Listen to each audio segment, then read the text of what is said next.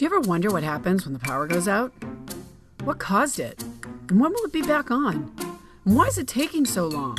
Outages can happen for a variety of reasons. Weather-related outages are the most obvious, with trees or branches pulling power lines down. But motor vehicle accidents, animal contact, or overgrowth can all interfere with your power, even on a clear day. If bad weather is forecasted, we start preparing right away. If you experience a power outage, it's important that you let us know about it. Customers can notify us by phone or through our website. Liberty personnel is immediately dispatched to assess the damage and determine what resources are needed. At the same time, our system controllers will work to redirect the flow of power to restore as many customers as possible while repairs are being made.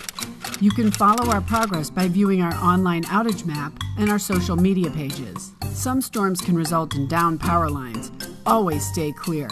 Assume that downed lines are energized, even if it looks like the power is out everywhere.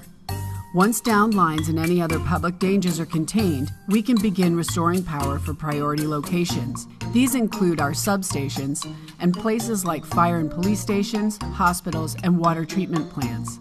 Next, crews will fix the damage causing the most widespread outages in order to restore the greatest number of customers at once.